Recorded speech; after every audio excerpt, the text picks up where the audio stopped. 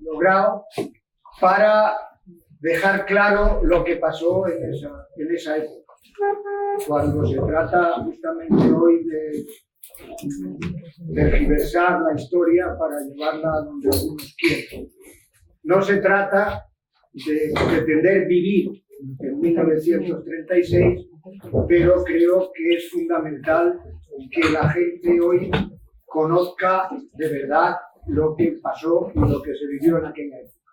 Por mí nada más, un poquito bienvenidos, y os dejo en compañía de los compañeros organizadores de esta magnífica exposición.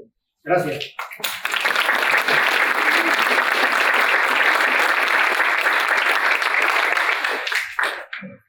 Bueno, no sé. Pues yo creo que voy a hablar sin micrófono. Buenas tardes ante todo y bueno, quiero deciros, presentaros así un poco cómo fue yo. Voy a hablar de un poco del inicio de esta idea y de lo que se ha formado aquí, que es una exposición. Pues empezamos hace 5 o 6 años, somos personas que nos gusta mucho la historia y en concreto el tema de la guerra civil y bueno, aparte de empezamos ya, habíamos leído bastante, empezamos a informarnos más y ahí concretamente pues los sitios donde habían acontecido los acontecimientos de la guerra civil en torno a Madrid, sobre todo, Jarama, Guadarrama, Brunete y otros lugares diversos y por aquí por Madrid también. Y bueno, y al final de tanto recopilar información, algunos aspectos que nos íbamos encontrando y demás, pues quisimos darle un poco forma a lo que es, queríamos hacer una exposición para darlo a conocer a la gente y compartirlo con todo el mundo. Entonces, pues bueno, nos juntamos y gracias a un montón de nuestros amigos y colaboradores que nos han hecho una mano, que si no hubiera sido imposible, pues le dimos forma, hicimos ahí un día, nos ocurrió Historia Viva Madrid Sur y bueno, y lo hicimos. Y nada, le dimos cuerpo y forma y esto es lo que se ha creado y ahora mi compañero seguirá contándonos un poco más. Bueno, los objetivos que tenemos con esta exposición es luchar contra el olvido, ¿no? Porque creemos que es muy importante recordar lo que se ha luchado por la emancipación de las personas, ¿no? Porque no muere nada que nos olvide, si lo olvidamos cae en saco roto. Hay mucha gente que ha dado su vida, hay mucha gente que ha perdido todo lo que tenía, que se le han caído todas las ilusiones por intentar cambiar este mundo. Si esto lo dejamos en el olvido, esta gente habrá luchado para nada. Creemos que es importante que eso no suceda. También creemos que la historia la escriben los vencedores. Y en este caso, pues estamos acostumbrados a seguir perdiendo bastantes veces y por lo tanto la historia siempre ha sido lapidando. Y puede caer en olvido, nos parece que es muy importante que se conozca, pero que se conozca no solo por hacer el homenaje a todas las personas que lucharon por un mundo mejor, por un mundo libre, sino para aprender del pasado, porque hay que utilizarlo para el presente, hay que aprender de errores para no repetirlos y hay que aprender de aciertos para seguir repitiéndolos y poder seguir avanzando. Creemos que la historia en cierta manera es cíclica y ahora mismo estamos como pasó hace casi 100 años. Los ojos de la extrema derecha en todo el mundo, no solo se para de Europa, sino tenemos que hablar de todo el mundo. En Colombia hay un montón de exiliados por paramilitares. En Siria los turcos se han vuelto a meter a un proyecto libertario que se consumó hace ya 5 o 6 años, que va a ser de los kurdos. Creemos que la extrema derecha está avanzando y nos parece importante aprender del pasado para no volver a repetir lo mismo. Que el fascismo ha hecho bastante daño, sigue haciendo bastante daño y nos parece que es importante. Y ahora, para no explayarnos mucho, voy a pasar a todos los compañeros. Bueno, esta es la tercera exposición que hacemos. La primera fue en Móstoles, en el Centro Social Ocupado de la Casica. La segunda la hicimos en Galicia, en el Ateneo Libertario Societario. Y bueno, en esta exposición hemos contado con la ayuda de Yanira para dar una charla sobre feminismo durante el siglo XIX hasta la guerra civil, que también es un papel que nos gusta destacar, especialmente por el valor y la doble fuerza que tuvieron que hacer este colectivo de personas durante la guerra, antes y después. Y hoy vamos a contar con Mariné también para la charla, para cerrar. Y queríamos agradecer pues, tanto a Yanira como a Mariné, como a la FAL y a todas las compañeras que nos han ayudado a recopilar información, a maquetarla, a montarlo. Esto somos 3, pero entre 3 lo hubiéramos visto un poco difícil. Y bueno, pues tampoco nos queremos extender. Os dejo con Pablo y espero que disfrutéis de la charla. Muchas gracias.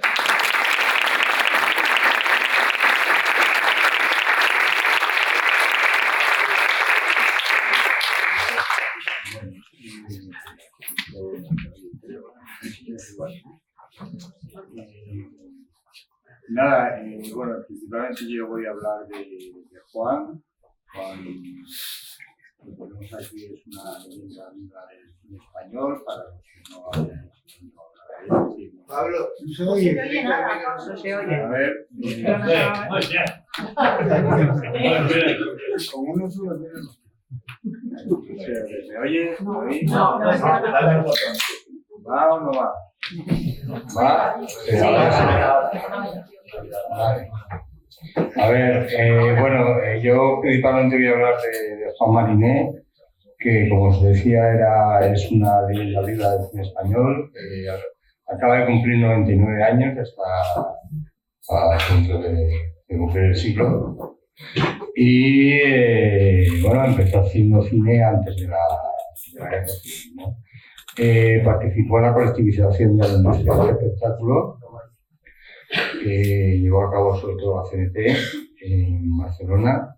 Se hicieron muchísimas películas y él estaba allí con la cámara, siempre estuvo de operador en torno a la cámara, y luego toda su trayectoria, aparte de vital, que no tiene, es una vida increíble, pues ha estado vinculada al cine, tiene 140 películas como operador, y además pues ha hecho un montón de inventos, ha restaurado un montón de películas antiguas,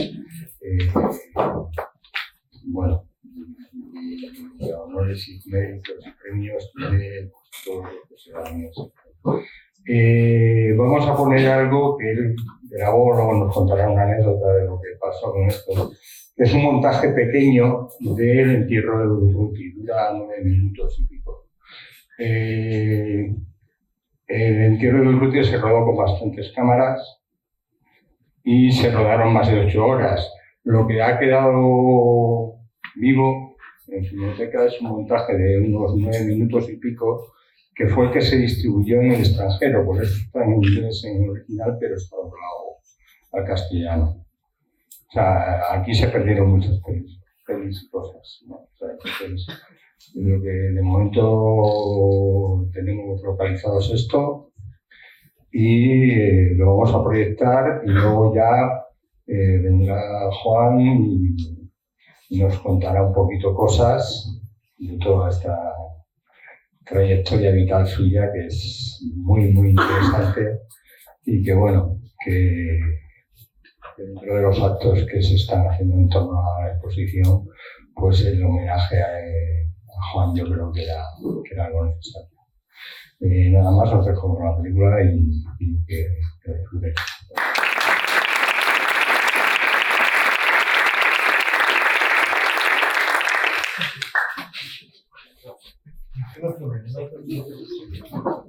Vamos.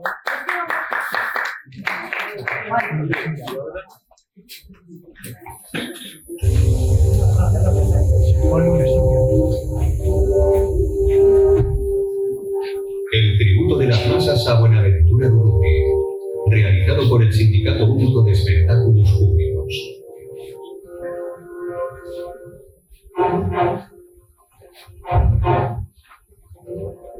Buenaventura Durruti, luchando por la libertad y habiendo esquivado tantas veces las balas de asesinos enemigos, cayó en el frente de Madrid.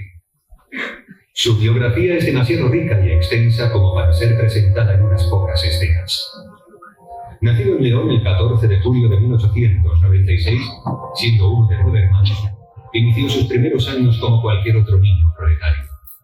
Desde los 12 años se convirtió en un luchador por la libertad y tuvo que sufrir todo el dolor y la crudeza de la persecución y del encarcelamiento. El 19 de julio de 1936, Durruti demostró su enorme valor y su determinación de liberar a Barcelona del fascismo. Más tarde encabezó una sección en el frente de Aragón. En estas imágenes podemos ver a Durruti, camino del traidor, que se encontraba en manos del fascismo. En esta otra imagen podemos verle infatigable en su lucha. Fue el quien organizó personalmente la salida de la mitad de la sección.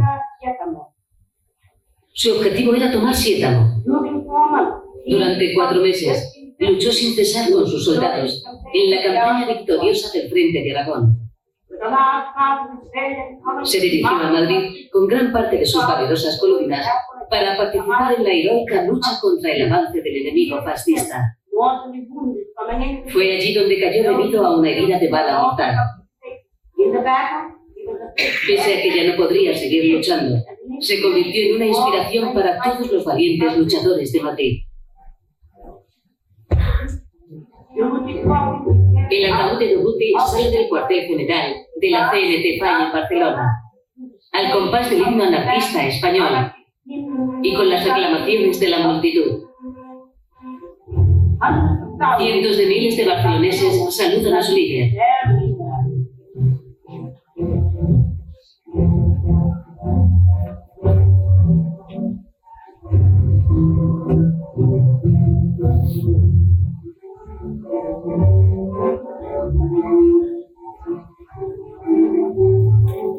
Aquí podemos ver a la caballería de la FAI.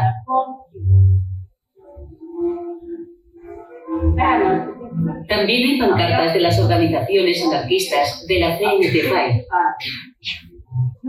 La muerte de Durruti será vengada.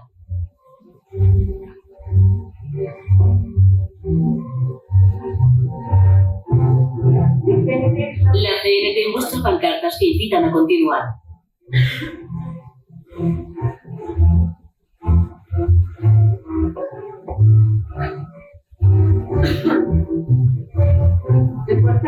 Empieza la procesión.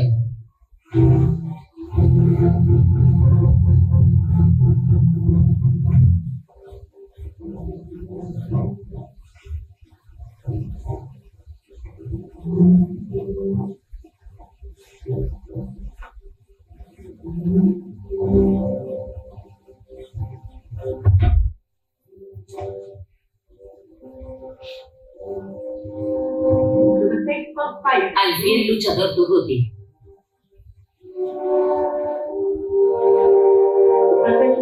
La procesión se dirige a la Plaza de Cataluña.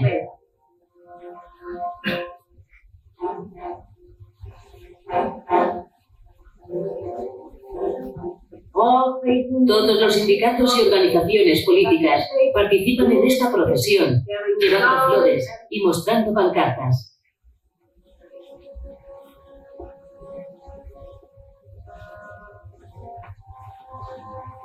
He aquí el imponente cortejo fúnebre en la Plaza de Cataluña.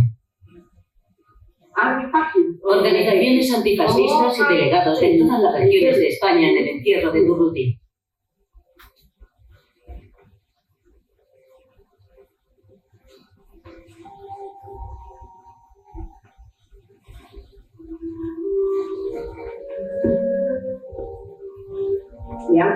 Los soldados antifascistas rinden honores a su camarada.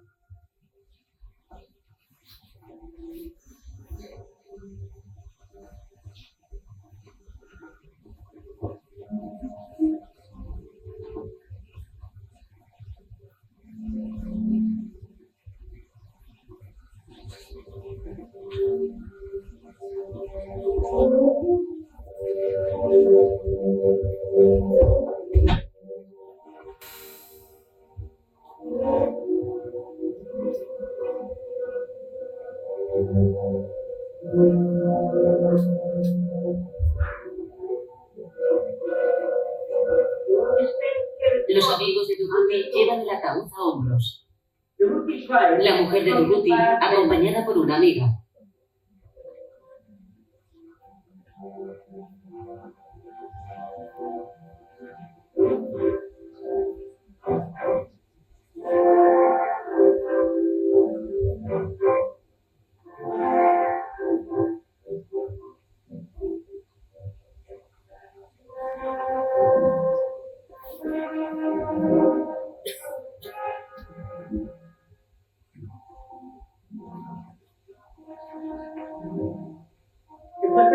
La procesión toma ahora el camino de las Ramblas.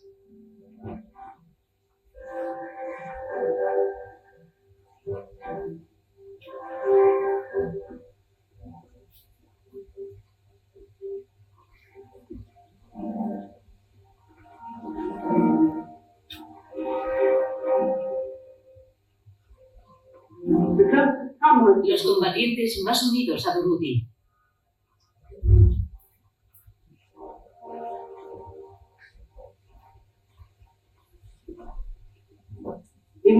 La Orquesta Municipal de Barcelona entona la marcha fúnebre de Chopin.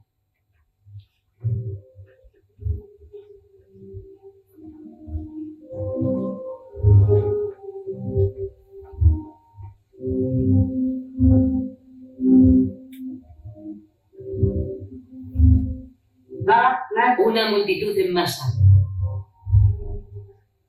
Al pasar por el edificio del Consulado de Estados Unidos, la bandera ondea en media asta. El grupo Fermín Salvochea, de la FAI, rinde honores a Durruti.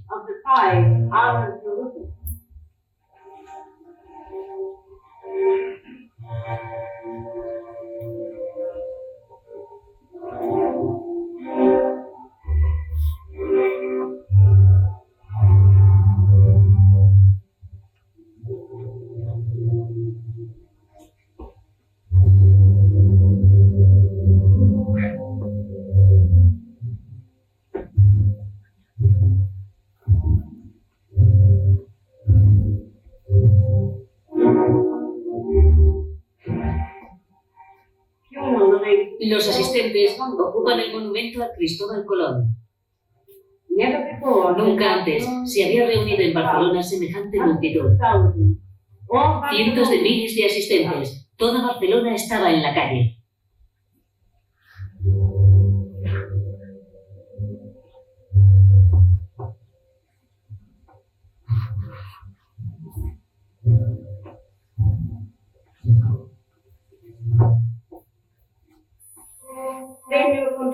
El señor Companys, presidente de la Generalitat de Cataluña, junto con el anarquista García Oliver, ministro de Justicia de la delegación madrileña.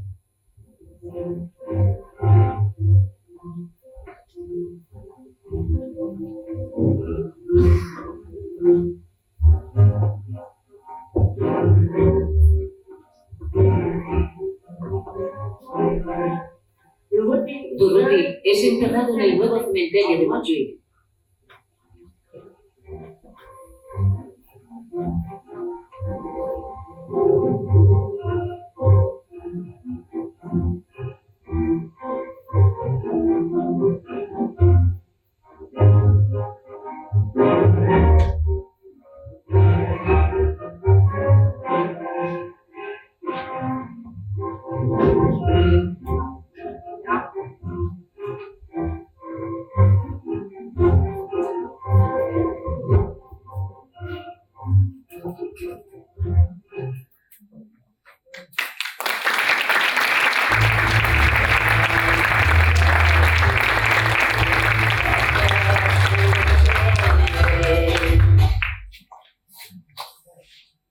Bueno, pues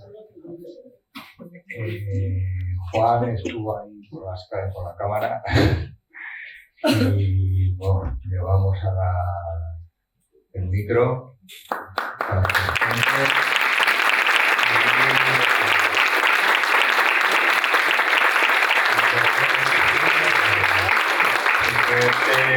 que él nos va a contar anécdotas de todo aquello y bueno, lo que quiera contarnos, porque es todo un libro abierto. Bueno, Juan, te paso ahora. Ahora se oye, ¿no? Bueno, quiero daros muchas gracias por vuestra asistencia a este acto tan importante, donde tiene memoria de tantas cosas que han pasado desde entonces. Hoy tengo 99 años y la Filmoteca ha declarado como año cinematográfico mío, puesto que el día 31 de diciembre voy a cumplir los 100. Lo que sí me parece mentira es que yo estaba metido en todo este lío que hemos visto desde que tenía 14 años. Me parece mentira. Todas las cosas que he vivido, todas las batallas en que he estado, ver que yo siempre quedaba y que había muchos compañeros que ya no me seguían. Cada vez que lo recuerdo me parece mentira estar vivo y poder estar con vosotros. Es una cosa que no puedo, y ahora mismo estoy emocionado de ver esto que habíamos rodado, porque el origen de todo esto que me encargasen, organizar todo esto, es que íbamos a rodar una película que se llamaba Aurora de Esperanza, y en esa película hacían falta muchas cámaras porque había que rodar muchos desfiles y muchas cosas, y con una cámara o dos cámaras no hacíamos nada. Y entonces esas cámaras las tenía yo ya revisando por si había cosas rotas o que no funcionaban. En Orfea estaba haciendo una revisión de cámaras que no tenían nada que ver, y de repente nos llega la noticia, la triste noticia de la muerte de Buenaventura Durruti. Y realmente os diré que no sé si había alguien que no lo hubiese sentido, pero realmente era un sentimiento general. Este hombre había estado en Madrid y había organizado un poco la defensa de Madrid, porque estaba muy abierta, estaba muy mal, y cuando ya estaba Madrid segura de que no se iba a rendir, que iba a aguantar porque había conectado muy bien con todas las defensas, se encontró que la que estaba fallando era Barcelona. Y a este hombre le faltaron minutos para salir corriendo a Barcelona para echar una mano, porque realmente él fue a Barcelona porque Barcelona estaba en peligro por unos momentos de que se rindiera. Y este hombre salvó en aquel momento a Barcelona, y parece que hubo una casualidad de su guardaespaldas que se enganchó el fusil o no sé qué pasó y murió de esto. Bueno, lo estuvieron averiguando y fue un acto involuntario de todo momento del que murió. Por eso no se ha hablado del tema, pero él fue y consiguió que Barcelona no se rindiera en el primer momento, sino que aguantara hasta el final. Todos debemos a Buenaventura Durruti. En aquel momento se había reorganizado toda la ciudad, la defensa, la comida, los transportes. Era una cosa que nadie se explicaba lo que estaba pasando. Y bueno, él estuvo poniendo bastante orden en todo, sobre todo en la defensa. Nosotros estábamos preparando Aurora de Esperanza, teníamos las cámaras arriba en Orfea y abajo en el estudio Trilla se montó provisionalmente un estudio de doblaje que estaba hecho por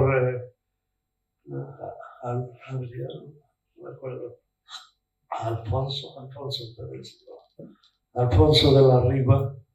Había montado un estudio en un pequeño plató que había arriba, y todos los días, para los que quisieran ir y sobre todo prepararse, daba clases de sensitometría, porque él en aquel momento que estaba empezando el cine sonoro tenía ya registrado un equipo de sonido que se llamaba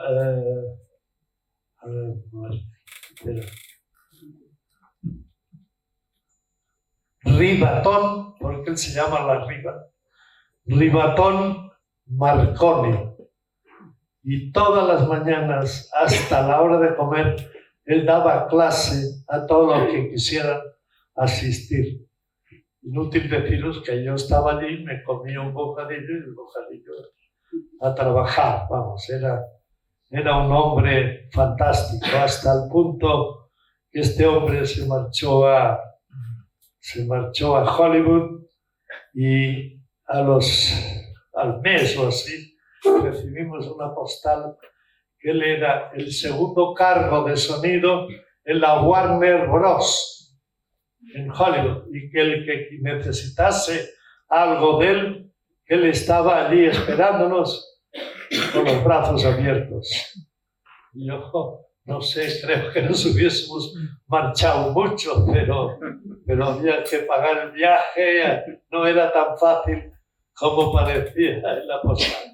De manera que, para que sepáis que ya entonces había una patente en el año 34, me parece que era esto, o 35, sería más bien el 36.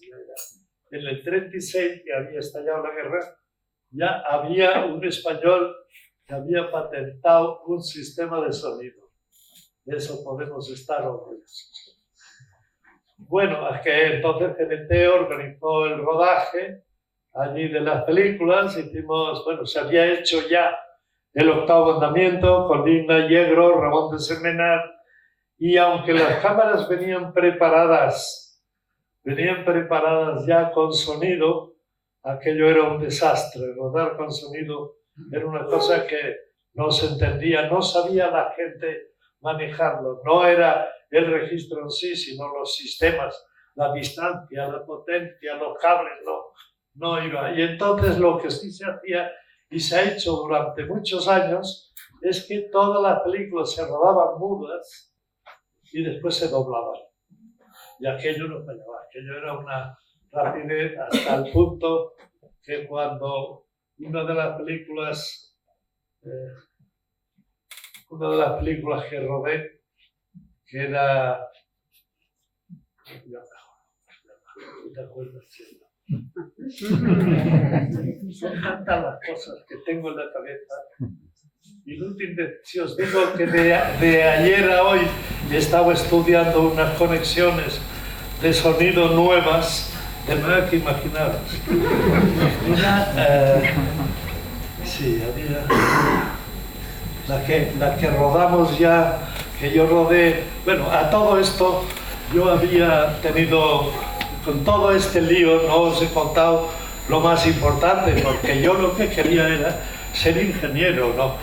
Pero resulta que tuve unas fiebres típicas mientras estudiaba el bachillerato en el Instituto Salmerón, que tenía yo unas notas brillantísimas, pero resulta que en verano ya me habían curado y estaba bien, parece que se había quitado, empecé a perder la vista. Y llegó un momento que con el ojo derecho yo no veía nada. Yo estaba asustado, me tenían encerrado en una habitación, toda forrada de negro, horrible. Y después ya empecé a perder la del ojo izquierdo y no dormía por la noche, tenía un miedo yo. Y iba por el pasillo de casa tocando las paredes aquello. Y tenía un médico que no me conseguía nada.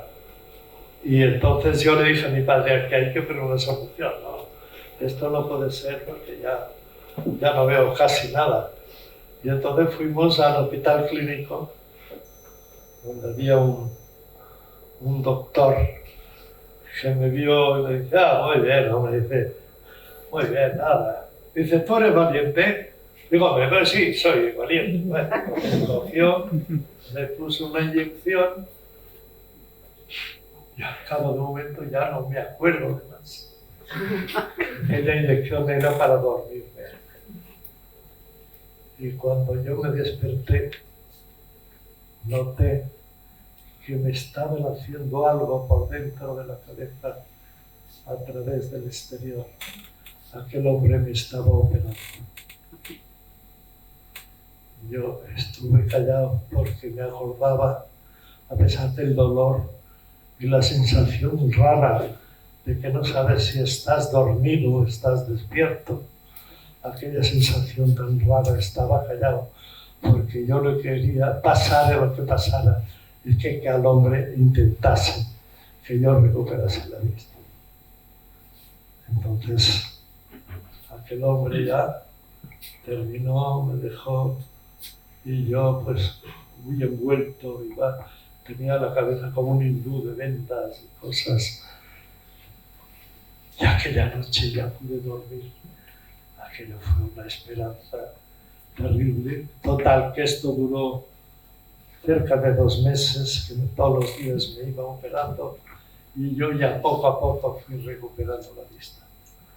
Entonces, no, ya lo que era, a los 2 meses de haber recuperado, ya me autorizaban a leer y a ver cosas, y ya estaba la madre feliz, había recuperado la vista, que era algo fantástico. Pero lo que no podía hacer era continuar estudiando, porque me habían pasado las fechas y los papeles y todo estaba ya. Y entonces lo único que conseguí es de ayudante del conductor de una furgoneta, y yo estaba muy triste, pero bueno. Y uno de los días me dice, mira, mañana hay un porte al estudio Orfea. Hay un porte al estudio Orfea. Dice, sí, ha venido una cámara de Francia que hay que llevar al estudio. Dice, dicen que es la primera cámara sonora para registrar. Y yo dije, bueno, ya de alguna manera renació una esperanza, ¿no? De que algo podía ser agradable.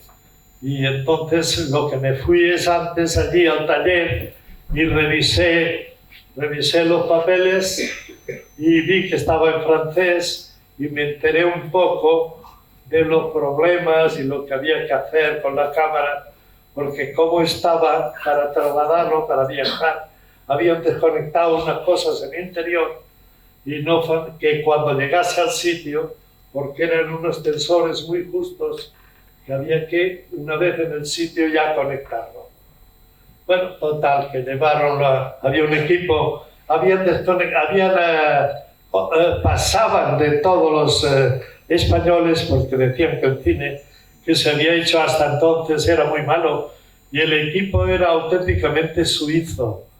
El Arthur Porchet era el director, Adrián Porchet el operador, Robert Porchet el segundo, y Enrique Warfis, un ayudante checo. Y total, que llevaron la cámara al plató, la montaron sobre el trípode, pero aquello no conseguían que funcionara. Estaba mirando y yo aparte no decía nada, callado, y esperaban que llegase un mecánico que debió perderse en Barcelona, porque nunca apareció aquel mecánico. Y entonces estaban todos muy nerviosos, y yo busqué el libro aquel que iba en una carterita, como las que llevan de tela a todos los estudiantes colgadas, y aquello no aparecía por ninguna parte. Total, que me fui dentro al taller mecánico y efectivamente, ahí estaba la cartera. Cogí la cartera, miré, estaba el libro, repasé el problema, estaba todo en francés, para mí clarísimo, y entonces decía que había una conexión de sonido estaba desconectada, podía ser sincro, marcha adelante, marcha atrás, regulación de velocidad, estaba todo claro. Me lo leí y la dejé en el estuche otra vez y volví a dejar la carterita donde estaba, al suelo. Pero yo ya me lo sabía. Entonces llegué al platé muy serio, digo, bueno, ¿qué? ¿Ça va o no? No, ça marche pas. Ah, bon. Entonces yo me fui. Todos los motores de Wii tienen una manera de hacerlo, no va atornillado, sino que gira el motor y se rosca, tiene una rosca grande exterior. Fui allí, quité el motor, lo había leído, miré las conexiones, las puse en su sitio, en sincro, volví a poner el motor, ¡pumba! Le di y la cámara... ¡Oh! ¡Viva! Muy bien. Bueno, pues ya que está, je m'appelle à ma maison, parce que non, tu ne peux pas t'en aller. Tu dois rester ici tout le temps. Y he seguido su consejo y sigo.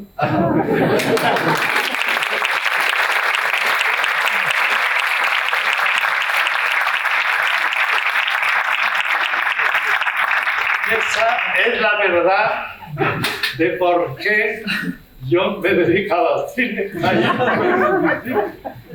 Tiene gracia porque en mi vida no he tenido un abuelo que me ayudase, un padre que me empujase, un tío lejano que me recomendase.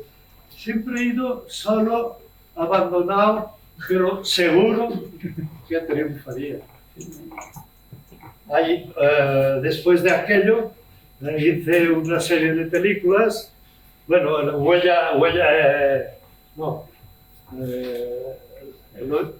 se llama? No, bueno, la última que hice de la serie, sí, la última que hice de la serie fue Paquete, el fotógrafo público número uno, que ahí me hice muy amigo de Soria, de Martínez Soria, de Paco Martínez Soria, y me dijo, hombre, lo iban a echar. Decían, este hombre no es un cómico, es un payaso, esto no sirve para nada. No, pero pobrecito, hombre. Y por lo menos nos hace reír, porque si hacemos todas las películas tristes como Aurora de Esperanza, pues ahí estamos desesperados, tenemos que reírnos un poco. Y entonces decidieron readmitirlo, me hice muy amigo del director, que era Iquino, entonces, y bueno, y la cosa fue muy bien. Pero cuando acabamos el paquete, entonces decidió la CNT cerrar un poco la producción porque lo único que hacían era producir, pero no vendían las películas. Entonces había que crear un departamento de venta. Y entonces llegaron inmediatamente y nos reunieron y dijeron, bueno, vamos a despedir a todo el mundo porque es la única solución. Nos vamos a dedicar a vender. Si alguno se quiere quedar en otro cargo, pues nosotros lo admitiremos, pero bueno, son cargos de vigilancia, en los extrarradios, que había departamentos de CNT, oficinas de CNT. Dije, pero yo no puedo dedicarme a ser guardia porque yo no pienso ser guardia. Entonces fui al laboratorio, entregué el material que habíamos rodado, digo, bueno, ya no nos veremos más porque y al lado estaban los de Laia Films, entregan el material. Dice, ¿cómo que no vienen más? No, porque nos han despedido la gerente y vamos a estar una temporada así. Dice, pero tú estás libre ya. Sí. Dice, si quieres esta tarde firmas contrato ya. Dentro de 10 minutos puedes firmar contrato con Laia Films. Y efectivamente me llevaron a Laia Films y me firmaron un contrato pagándome todos los días, trabajase o no trabajase. Y allí estuve pues una buena temporada hasta el mes de... Esto era diciembre. Pues esto ya fue inmediatamente, ¿vamos? Y entonces me contrata Laia Films. Estoy en Laia Films, organizo la carga de material, pongo todo a punto y los operadores, oye, a ver, ¿qué le pasa a esto? Que todos tenían problemas con las cámaras. Yo era el más batallado de allí, ¿no? Y estuve arreglando, bueno, nos dejamos. Y totalmente en Laia. Y me llama el director Castañer. Dice, tengo un trabajo para ti. Digo, pero bueno, pues nada, estupendo, para eso estoy. Dice, tú vas a ir, va a venir un coche, te va a recoger. Viene un chofer con una luz para que te dé luz a lo que estás tú rodando y tú veas lo que veas, rueda. Veas lo que veas. Yo pensé, debe ser muy peor que estoy a través. En aquellos días que hizo Santos unas cosas de Barcelona donde se habían destruido iglesias, donde se habían matado muchos curas, había imágenes por el suelo, había de todo. Aquello era horrible. Y bueno, y en cuanto veían un curo, veían alguien con una tonsura, ya lo iban a analizar, a ver qué era, tío. No dejaron, yo creo que Barcelona no quedó ni un cura, ni podías entrar en una iglesia, ni nada, aquello era terrible. Bueno, y de repente, bueno, estoy en casa, yo había preparado una Yemo, que era la que teníamos en rodaje, una Yemo con 4 chasis, como me habían dicho, viene un coche, me monto en el coche, y el coche sigue hacia la calle Paseo de Gracia, diagonal, para en un sitio muy ancho, dejo el coche allí, llevamos. Llamamos al ascensor, subimos, un piso, entramos, sale un tío, dice, el chofer y yo estamos sentados aquí, nos sentamos aquí. Cuando estamos sentados, se oyeron y se corren unas paredes. Yo estaba alucinado, decía, no sé si es que me ha dado algo. Se corren unas paredes, no era normal. Y aquello quedó transformado en una iglesia. Y de repente apareció un cura con todo para empezar la misa. Y detrás de él estaba el presidente de Euskadi, Juan Antonio Aguirre. Como si fuera un monaguillo, ¿no? Lo grande que era, tío. Y yo mirando aquello, no sabía qué hacer. Abro la cámara, no abro la cámara, no ruedo. Aquello era un cura. ¿Yo iba a colaborar con el cura o no? Le había dicho Castañer, veas lo que veas, rueda. Yo dije, bueno, si hay alguien que se haya enterado y venga aquí, yo ya hoy acabo de vivir.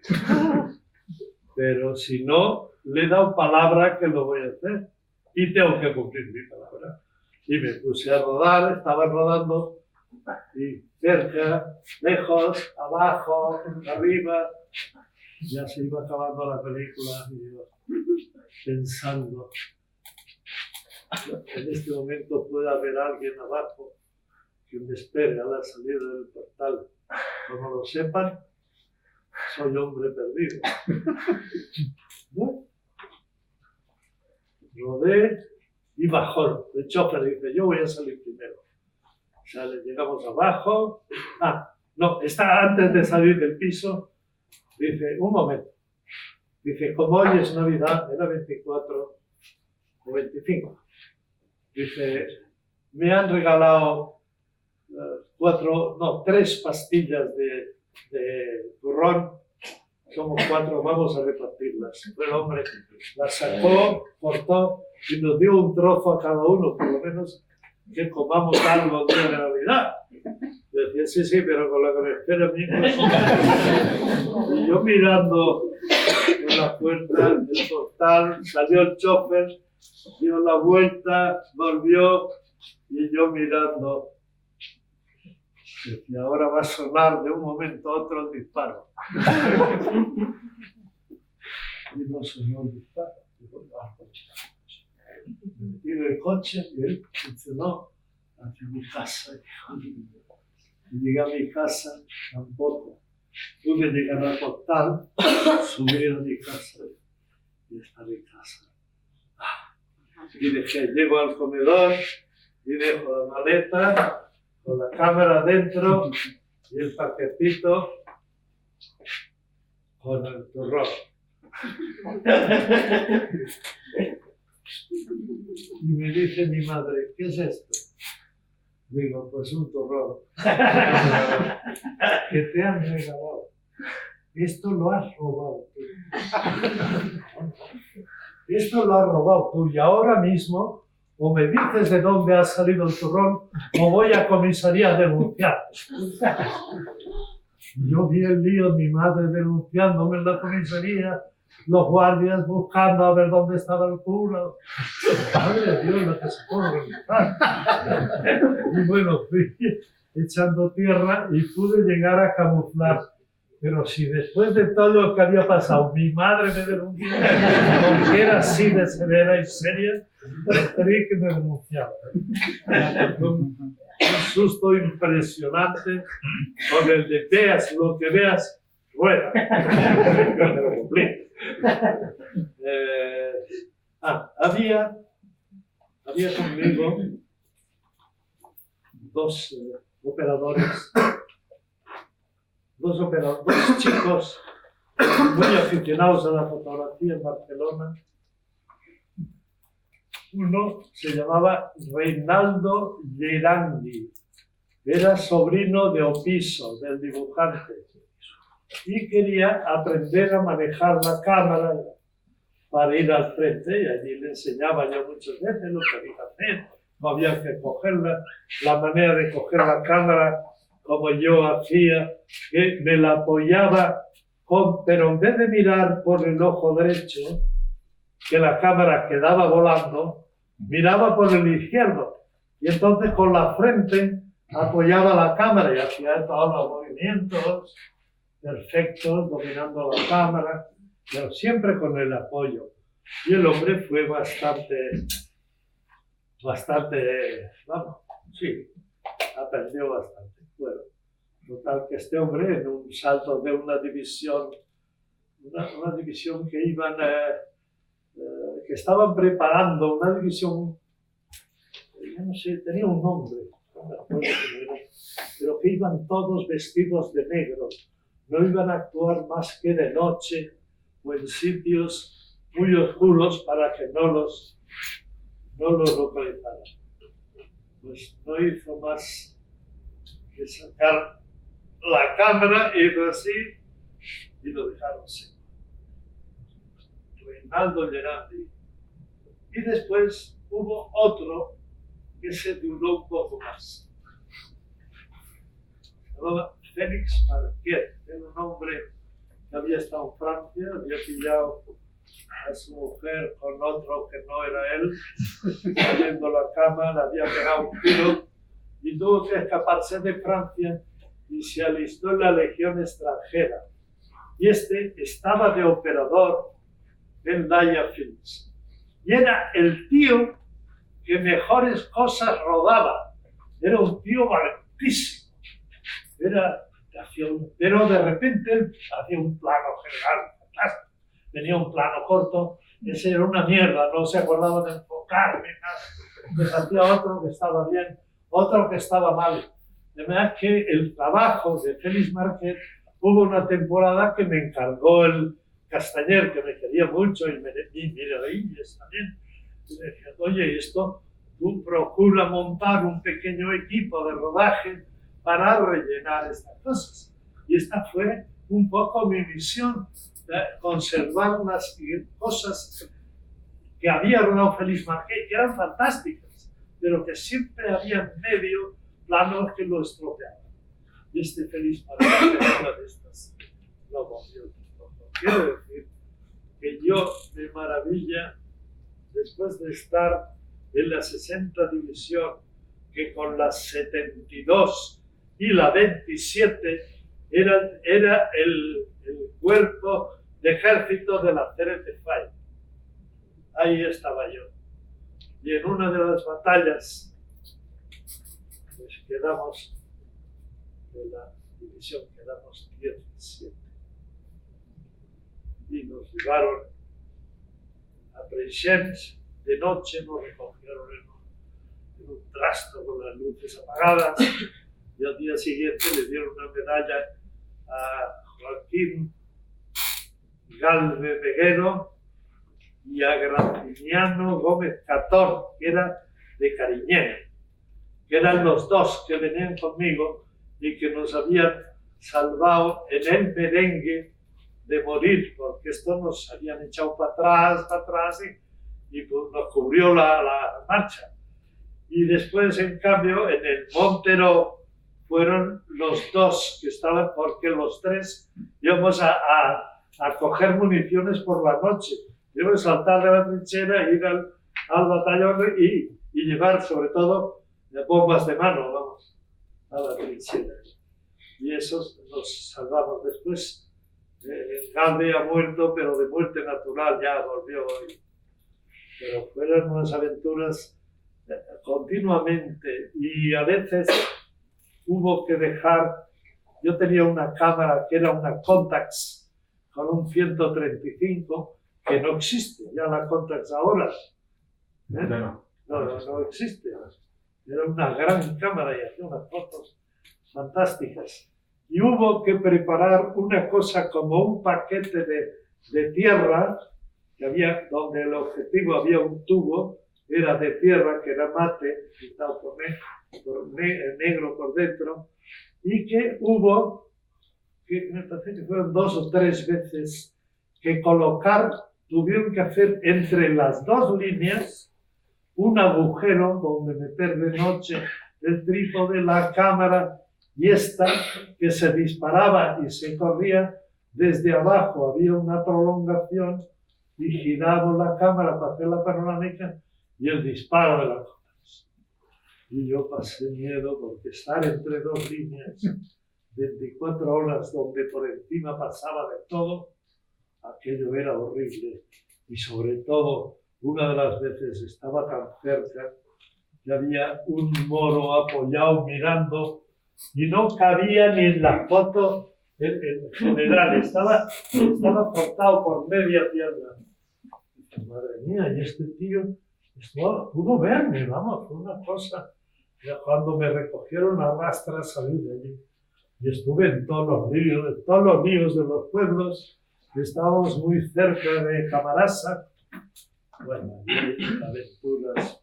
Y yo dije a los que me acompañaban, digo, aquí esto está mal, os he engañado, porque las puertas del cementerio en las que yo había intentado meterme no estaban aquí, no estaban en la parte de abajo, y estas están en la parte de abajo.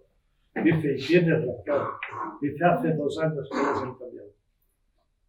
Quiero decir que en todos era absolutamente cierto todo lo que vivía allí, y que estábamos durante todo el día, 24 horas pegándote el sol.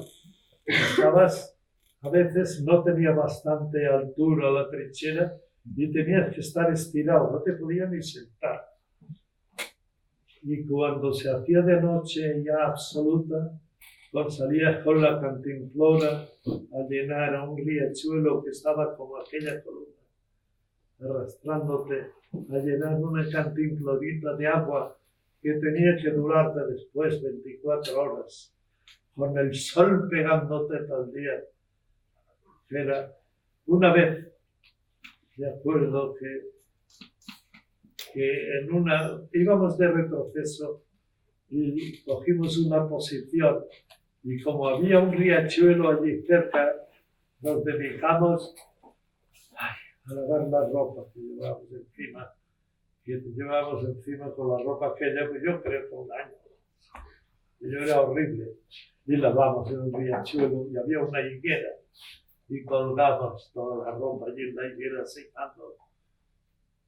Y entonces empieza un ataque del enemigo.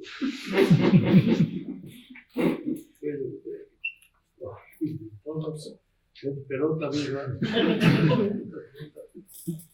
No decir con todas las cosas al aire, con las cartucheras y corriendo, y diciendo adiós a la ropa. Y ya cuando nos habían alejado, una voz que salía, oye muchachotes, volver a la higuera y coger la ropa, que ya os hemos aguado el día bastante. Eran españoles, entonces con ellos había trato. Pero cuando había regulares, cuando había perfectos o italianos, ¿dónde estábamos nosotros? No, y había canciones, y había cosas, y había días que nos llegaba la comida. Había días, una vez que nos dieron latas, y digo, ¡ay, qué maravilla! De carne argentina. ¡Ay, qué maravilla! ¡Ay, qué comida! ¡Ay! Abrimos las latas y estaban llenas de gusanos. Nada que daros cuenta, llovía, nevaba, lo que fuera. Y nos llevaban, sobre todo cuando no estábamos en primera línea, nos llevaban a dormir a un pueblo, a la iglesia. Habían apartado los bancos y estaba todo el suelo libre. Y esto es para que descanséis bien de aquí a la sombra, que es un lujo. Y el suelo es lo de menos, porque ya veréis como dentro de un rato es como el picolín el suelo. Nunca. Para mí nunca fue un picolín. Yo era horrible. ¿Cómo se llamaba por los acuerdos?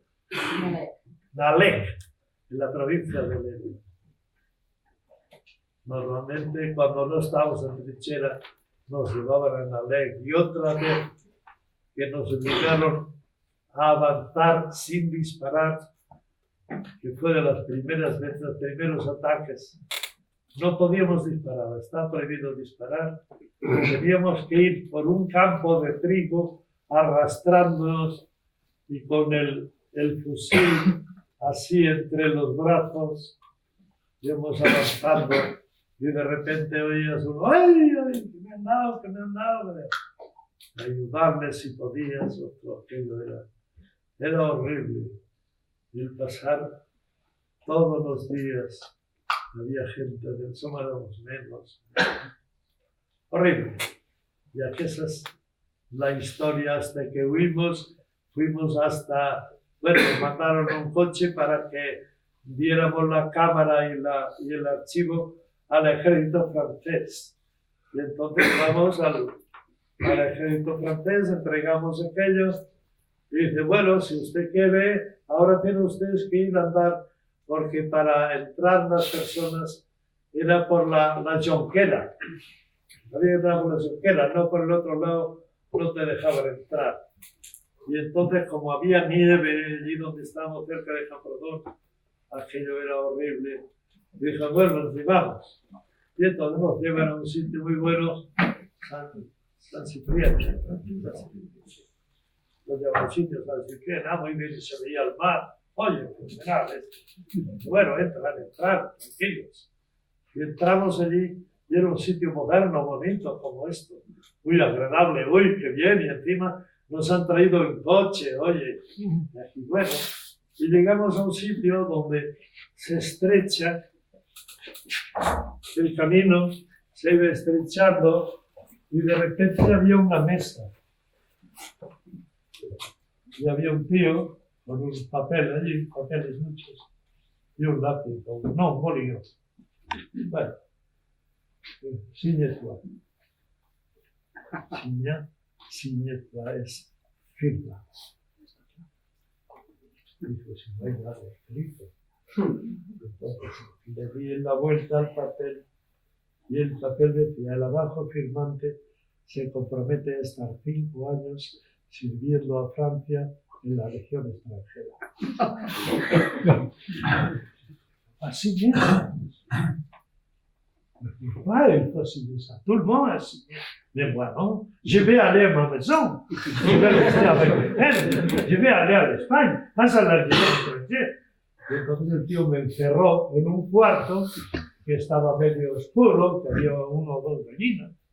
Y me encerró. Y los otros iban, que son los que firmaron, son los que entraron después con De Gaulle, llegaron a París y todo esto, claro. Pero si te descuidas en una broma de esto, pues imagínate, 5 años en la Venezuela. Total, que aquella noche me pude escapar de allí, llegué a una pared, hice una piedra, salté y para España.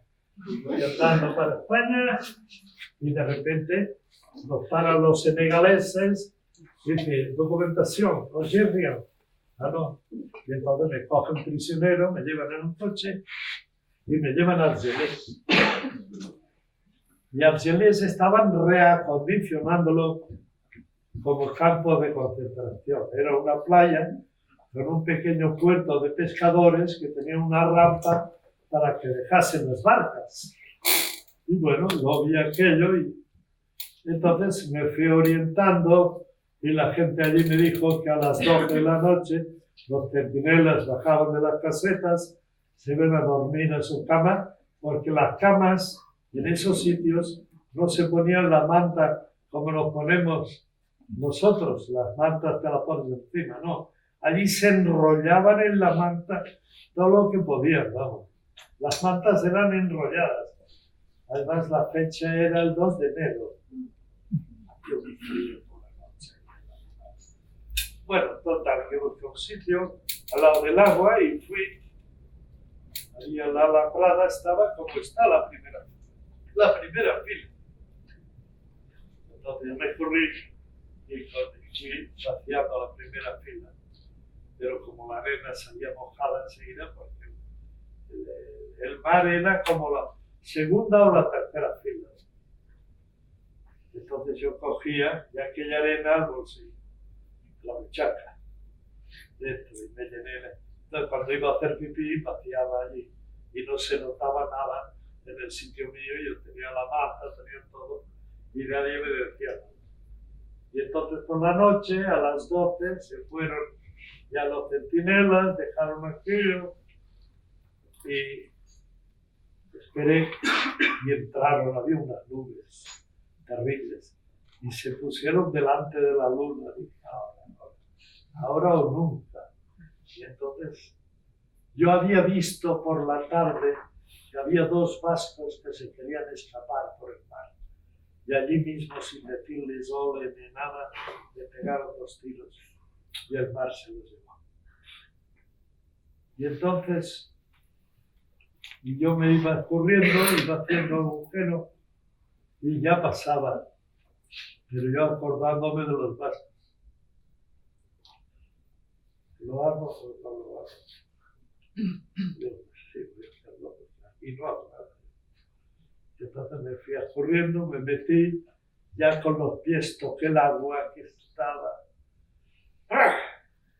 y me puse de brazo, de pecho, a nadar sin hacer ruido, despacio, hacia la izquierda, que era donde yo había localizado el puerto y donde era ya hábil para caminar, ¿no?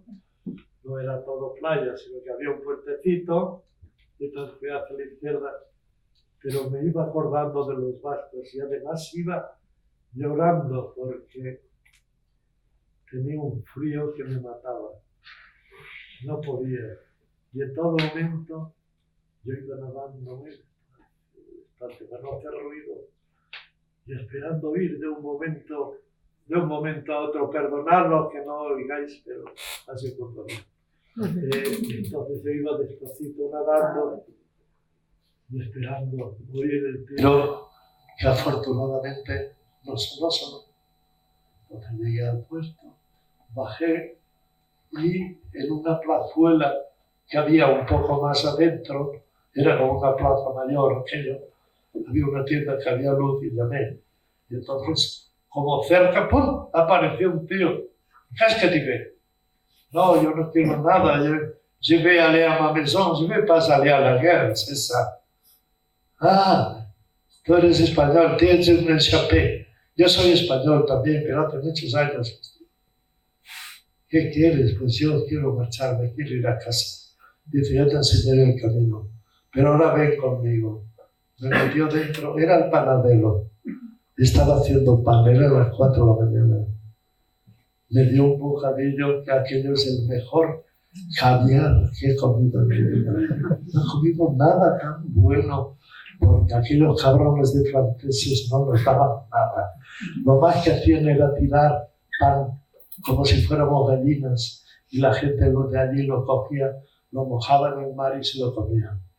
Eso era todo lo que nos dieron los franceses. Pero aquel hombre me daba un pan recién hecho, con unos pedacitos de no sé, de verdura y de carne a su duela. Y nunca he comido nada tan rico. Entonces el hombre me acompañó, me dio ropa, porque él era español, pero tenía a su hijo en el ejército francés, que no estaba en casa. Entonces me dio la ropa de mi hijo, cogió la mía, la mojó en agua clara y la puso a secar pegado al fuego del pan, ¿no? Con el calor que había allí dentro que se estaba vendiendo. Y fuera hacía un frío que pelaba. Dice, esta vía, hay una vía. Dice, esta vía lleva a un apeadero que querían montar, pero que han dejado de montarla. Dentro de 1 kilómetro aparece una segunda vía. Vas bien, ese es el camino. Y tú sigues. Y ese apeadero lleva a un sitio donde hay tropas españolas, porque aquí llega un tren que va a San Sebastián. Y entonces, bueno, pues yo seguía, él ya me dejó, seguí el camino, llegué allí, me entregué como en el campo aquel que había 4 soldados, me parece que eran españoles, pero de tercera, eran unos tíos que se habían dejado lo peor de la clase, digamos. Y me dieron un churco y la lata de sardinas en aceite. Después de lo que me había comido, aquello era de chiste, pero bueno, me lo comí también, pero tenía un hambre atrasada. Y entonces estuve allí y a los 2 días vino un tren y a San Sebastián. Y en el puente internacional. Y viene un comandante, a ver, a formar aquí, a formar más prisioneros. Esto es inaguantable. Dice, la única solución es hacer lo que han hecho en Badajoz, ponerlos en la plaza de toros con 2 ametralladoras y se acabó. Se acabó el problema, ya no hay. Qué bestia, este nos mata, este cabrón aquí. Pero no, lo relevaron y vino otro y dice, bueno, vamos a hacerlo más suave.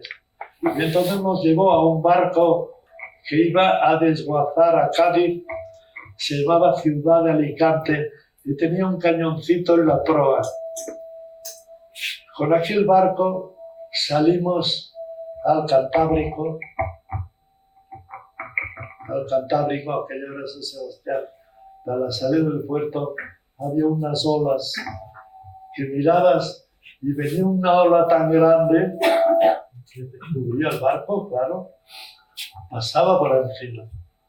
Y entonces ya decidieron poner unas argollas, un cinturón y unas argollas y a engancharnos allí, porque si no, cada vez que hacías, iba alguien a hacer pipí, era uno menos, porque el mar se lo llevaba. Y después, cuando ya estabas arriba, coronabas la ola y mirabas enfrente, decía, la madre de Dios, no sabía dónde estaba el fondo. Vemos el mar, pues si vamos a parar allí, ya no salimos nunca.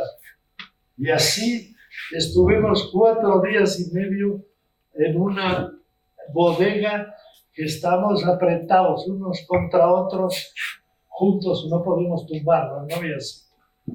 Así estuvimos únicamente cuando tenía necesidad a la argolla y a cambiar el agua, ¿no? Y así estuvimos hasta que llegamos a Cádiz. En Cádiz hicieron una misa, acción de gracias, porque fue milagroso también aquella salida al mar en aquel, pues, con aquella barquita, que yo era de pescador, una cosa horrible, vamos. Y bueno, ya nos llevaron a Rinconada, donde estaba el peor campo de concentración que os podéis imaginar. Era una azucarera. ¿Alguien conoce Rinconada? ¿Alguien que sea de Sevilla o que haya visto? Bueno, es una azucarera habilitada como campo de concentración, con un sitio muy pequeño y con las camas por pisos. Vamos, había 3 pisos y allí estaba bien. Y cuando volvías, porque a la gente nos llevaban a hacer una carretera, y cuando volvíamos de hacer la carretera veías que estaban limpiando camas, quemando sábanas, quemando camas.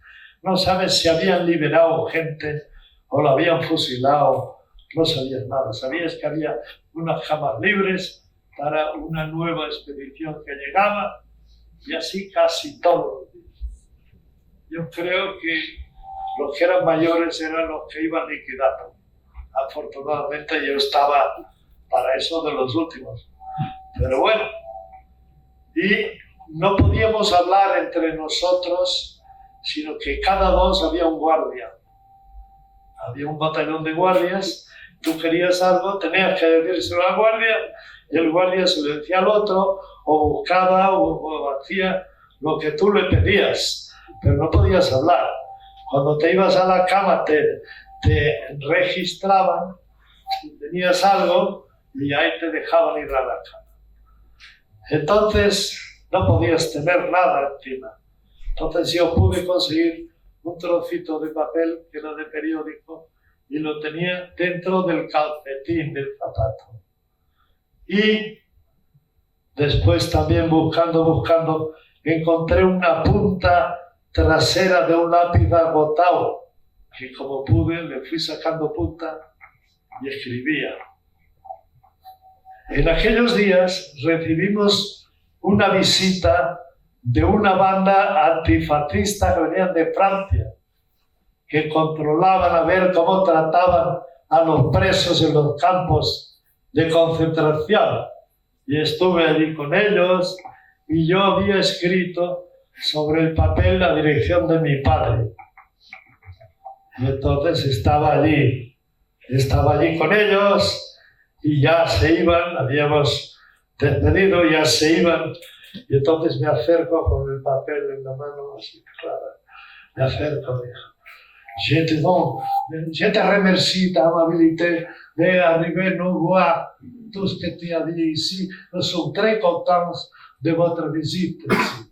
Et il faut que sea bien avec vous. Merci. Y la guardia estaba aquí, no vio nada, no sirvió nada. Pero aquello que yo le di a aquel hombre que era francés, era la dirección de mi padre. Y este hombre, mi padre, recibió la nota de donde yo estaba.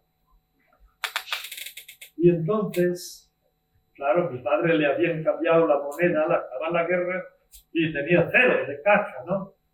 Pero él se acordaba que yo había rodado una película con Ramón de Sentmenat.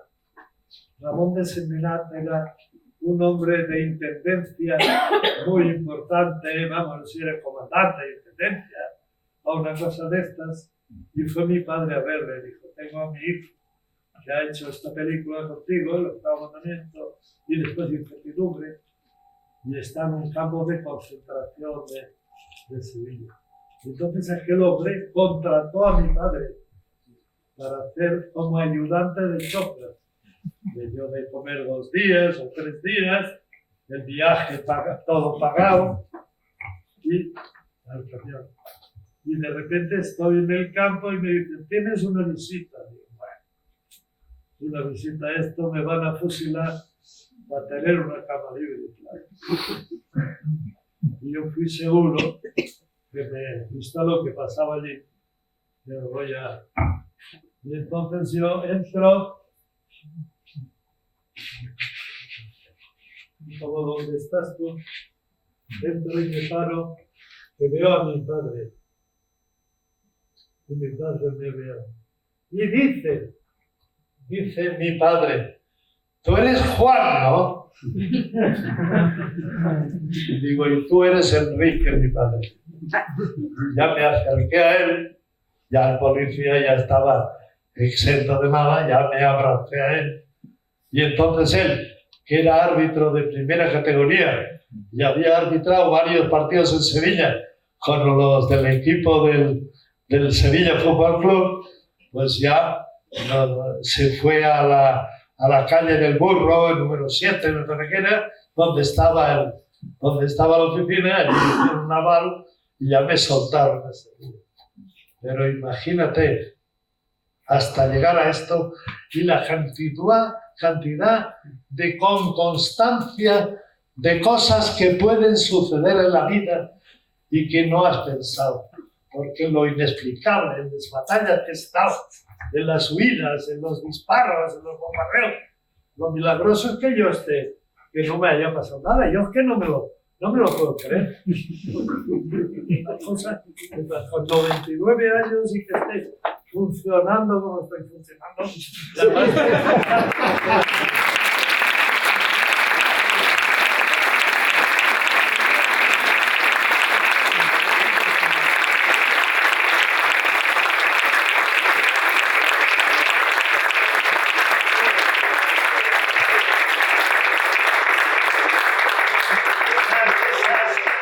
una idea que debemos tener presente, mantener la idea, mantener la funcionalidad, mantener la alegría que teníamos de trabajar la FLETEFAI, donde todos nos ayudábamos. Veían que alguien llevaba un bulto y iba así, dame la mitad, hombre, que yo llevo la mitad, yo llevo, nos ayudamos. Y sobre todo había una cosa muy importante, que es que todos cobrábamos igual, tanto la jefatura como el último. Todos cobrábamos 10 pesetas. Y como cobrábamos lo mismo, pues no había nadie que intentase faltarle a este, al otro, o engañar a este para que lo echasen, o criticar a nadie, porque todos ganábamos lo mismo. ¿Para qué ibas a cambiar de profesión? ¿O ibas a cambiar de cargo? Estabas muy bien donde estabas. Y esa es una cosa muy importante que tiene la célula.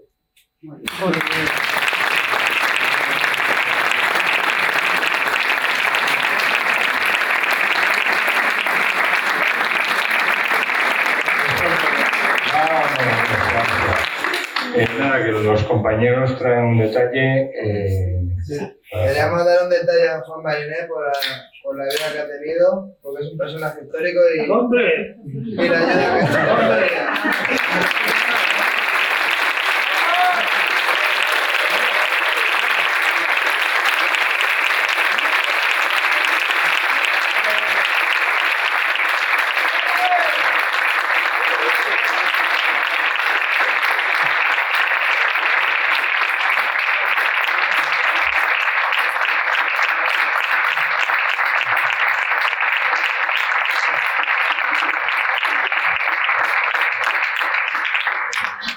Esto es un detalle que te queremos hacer de historia en Viva Madrid Sur, y lo ha hecho una compañera que es joyera, que tiene una marca que se llama Tavi, que se llama Diana Luque, y se mueve la manivela también.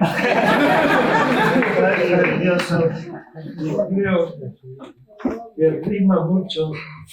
Sabréis que yo sigo yendo cada día a trabajar. Voy a la ECAM todos los días, donde tengo un gabinete de investigación, donde he restaurado muchísimas películas, donde he hecho muchos trabajos y donde sigo haciendo. He construido muchas cosas y he modificado muchas también. El que quiera puede venir a visitarlo y verás que esto rima mucho con lo que tengo montado, porque hay cantidad de cosas de estas que me han regalado y que se han hecho alumnos, porque he dado cursos en universidades, 3 cursos en la Universidad de Barcelona. En México también he estado un mes lo menos en la UNAM, he estado en Venezuela, he estado en Buenos Aires, he estado en Italia. En Italia he estado mucho también dando clases y conferencias técnicas, no como esta, que es un poco el principio de mi vida. Sobre todo he procurado que sea el tiempo que más contacto he tenido con la célula.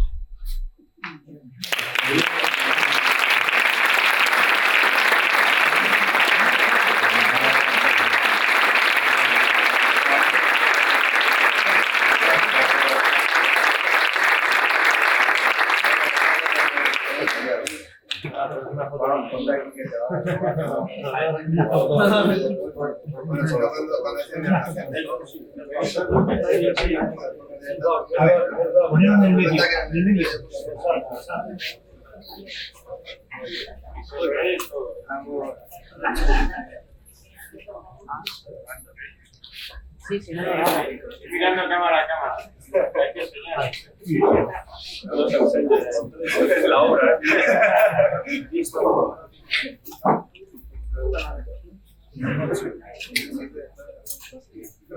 Muchas gracias.